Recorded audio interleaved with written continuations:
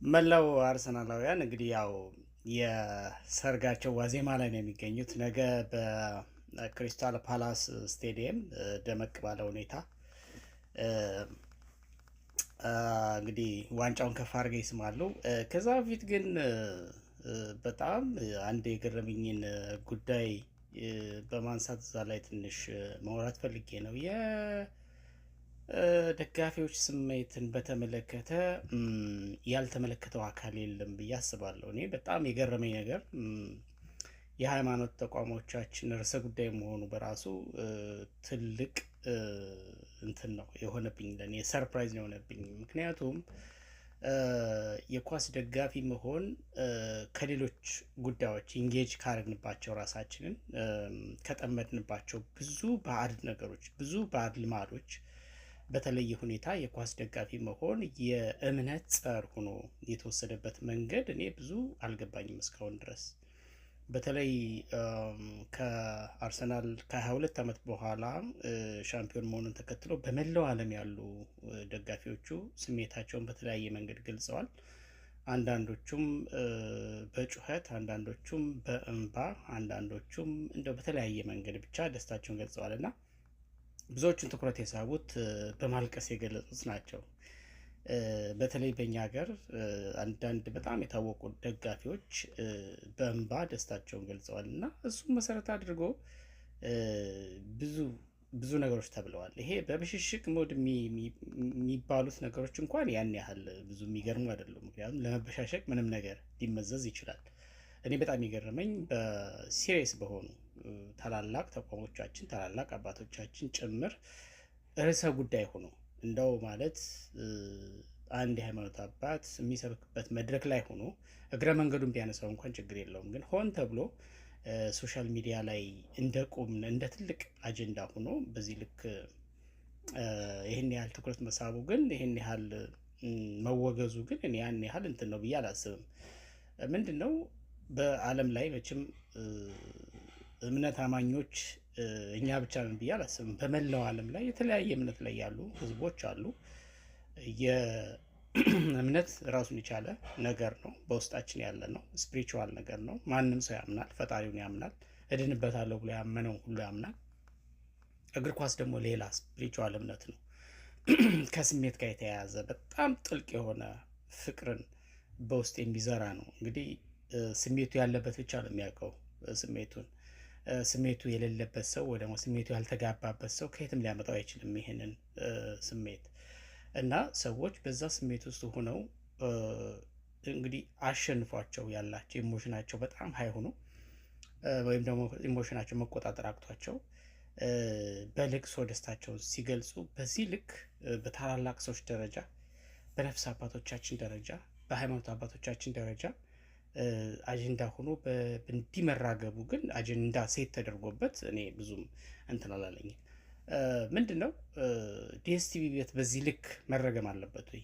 ከመጠጥ ቤት ይልቅ ዲኤስቲቪ ቤት፣ ከፖርኖ ፊልም ማያ ቤቶች ይልቅ የእግር ኳስ መታያ ኤሪያዎች እንዲያው በአደባባይም ቢሆን እኔ እንዲያውም ከስፖርቶች ሁሉ ትውልዱ መመልከት መውደድ አለበት ብዬ የማስበው እግር ኳስን ነው። ራግቢ ብዙ ህይወት ሲጠፋበት ብዙ አካለ ስንኩል ሲሆንበት ሰው አይተናል። እግር ኳስም ኦፍኮርስ የለም ማለት አይደለም፣ የንክኪ ስፖርት ነው፣ የግጭት ስፖርት ነው። ግን ስፖርት ተብሎ ብዙ ዘግናኝ ነገሮች የምናይባቸው የስፖርት አይነቶች የመኪና ውድድርን ጨምሮ ብዙዎች አሉ፣ ብዙ አይነት ስፖርቶች አሉ እና ሰዎች እንደየ መጀመሪያ እንደተለከፉበት ስፖርት ማየት እንደጀመሩበት ሁኔታ ይለያያል እንጂ በብዙ አይነት የስፖርት አይነቶች በፍቅር የወደቁ ብዙ በርካቶች አሉ እና ተጫዋቾች ወይም ደግሞ ክለባቸው ባሸነፈም በተሸነፈም ቁጥር፣ በነገራችን ላይ ልቅሶ ስላሸነፈ ስለተደሰተ ብቻም አይደለም፣ ሲከፋውም ያለቅሳል ማለት ሲሸነፍበት ቲሙ ማለት ነው። ሲሸነፍም በደስታ አሚን በእንባ ይገልጻሉ። ሲያሸንፍም ወይ ደግሞ ባልጠበቁት መንገድ ሻምፒዮን ሲሆንም እንዲሁ በእንባ ደስታቸውን ይገልጻሉ እና ይሄ ለምን የተለየና አዲስ ነገር እንደሆነ ዛሬ እኔ ብዙ አልገባኝም። ምናልባት በኢትዮጵያ ደረጃ ይሄ ያልተለመደ ስለሆነ ሊሆን ይችላል እንጂ ከላይ እንደማሳያችሁ ቪዲዮ በተለያየ አይነት እንቅስቃሴ ከህፃን ልጅ እስከ ታላቅ እስከ አረጋውያን ድረስ በስፖርቱ ፍቅር የተለከፉ ሰዎች ኢሞሽናቸውን፣ ስሜታቸውን በእንባ ይገልጻሉ። ሲደሰቱም ሲከፉም። አሁን ከላይ የምትመለከቷቸው አንዳንዶቻቸው ያው አሁን ድምፁ ስለማይሰማ ነው እንጂ በሽንፈት ነው።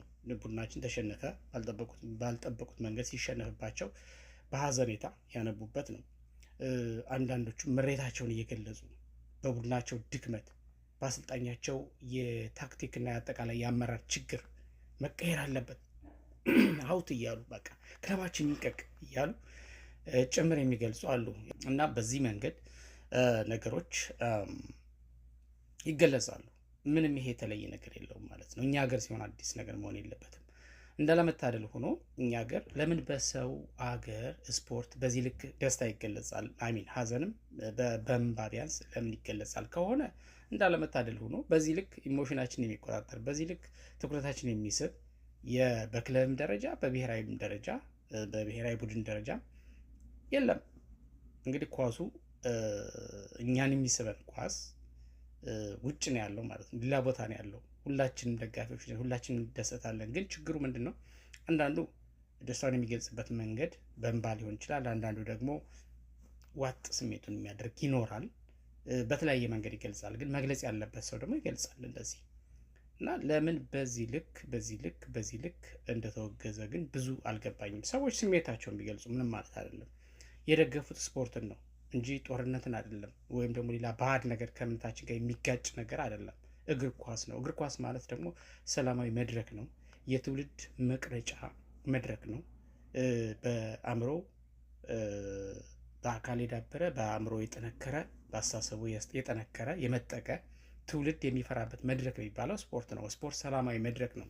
ስፖርት ለሰላም፣ ለጤና፣ ለአንድነት፣ ለብልጽግና እንደዚህ እየተባለ የሚገለጸው። ስለዚህ ይህን መድረክ ነው የወደዱት። በዚህ መድረክ ነው በፍቅር የወደቁት እነዚህ ሰዎች። ስለዚህ ዋንስ ያፈቀሩትን የወደዱትን ነገር ደግሞ ስሜታቸውን በዚህ መንገድ ማለት ሳያስቡት ለዓመታት የተጠራቀመና ያደገ የእግር ኳስ ፍቅራቸውን በዚህ መንገድ ገለጹት። ምንድን ነው ነውሩ? ምንድን ነው ችግሩ? ከእምነት ጋር የሚያጋጨው ነገር ምንድን ነው? ከመልካም እሴትና ባህሪያችን ጋር የሚያጋጨው ነገር ምንድን ነው? አንዳንዶቹ አገር ቤት ለቅሶ ተቀምጦ ሰው እየሞተ፣ አንዳንዶቹ አገር ቤት ሰው እየተራበ ችግር ውስጥ እያለ አገር ባልሆነ በብዙ ችግር ውስጥ ተሰብስባ ሰው እንዴት በሰው አገር እግር ኳስ ያለቅሳል ይላል። ያ ሌላ የሌላ ነው። ሰው በእግር ኳስ ያልተደሰተ እንደው በእግር ኳስ ፍቅር ያልወደቀ እንደው በእግር ኳስ ያልተደሰተ ያልተከፋ እንደው የሀገራችን ችግር በኦቨርናይት ይቀረፋል ማለት ነው። እንደዛ ነው የተሻለው መንገድ እሱ ነው ወይስ አገራችን ችግር አለና ዝም ብላችሁ ተክዙ? ምንም ነገር መደሰቻ የምትደግፉትም የምትወዱትም ነገር የምትከፉትም የምትደሰቱበትም ነገር መኖር የለበትም ነው። እኔ ምንም በቃ ፍሬም ተደርጎ ይሄ የተተችበት መንገድ በዚህ ልክ ትውልድን ያስተምራል፣ በዚህ ልክ ጠቀሜታ አለው፣ በዚህ ልክ ደግሞ ሎጂካል ነው ሀሳቡ ብዬ እኔ መማር የምችልበት ሀሳብ ቢኖር ደስ ይለኛል። ግን ምንም የለው። የሃይማኖት አባቱም ተነስተው እግዚኦ እግዚኦ እግዚኦ ልብ ይስጠን፣ ልብ እንግዛ፣ እምነታችን ልክ ይካድን ያህል ይሄ አርሰናልን በመደገፋችን ወይም የሆነ ክለብ በመደገፋችን የአንገታችን ማህተብ በጥሰን እንደጣልን፣ ሙስሊሙም እንደዛው እምነቱ እንደከዳ፣ ፕሮቴስታንቱም እንደዛው እንዳደረገ እምነቱ እንደቀየረ ተደርጎ በዚህ ልክ መነሳቱ እኔ ልክ ነው ብዬ አላስብም። የሰው ልጅ የትኛውንም እምነት ይከተል በዚህ ምድር ላይ ሳይድ ባይ ሳይድ በህይወት መንገዱ ላይ አፕሪሼት የሚያደርገው የሚደግፈው የሚወደው የሚዝናናበት የህይወቱ አንድ አካል አድርጎ የሚቀጥልበት የሆነ ነገር አለው። ስለዚህ እነዚህ ሰዎች ከነዚህ መካከል እግር ኳስ አንዱ ነው፣ የህይወታቸው መደሰቻ ነው። በዛ መንገድ ደግሞ አንድ ክለብ ፍቅር ላይ ወደቁ። ያ ክለብ ሲሸነፍ ይበሳጫሉ፣ ረርድብን ይላሉ። ሻምፒዮን ሲሆን አሸናፊ ሲሆን ደግሞ ደስታቸውን በዚህ መንገድ ይገልጻሉ። ችግሩ ምኑ ላይ ነው ችግሩ?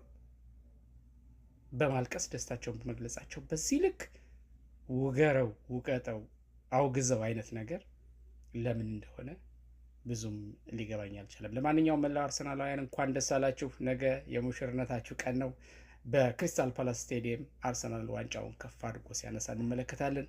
ይመቻችሁ። የዛ ሰው ይበለን።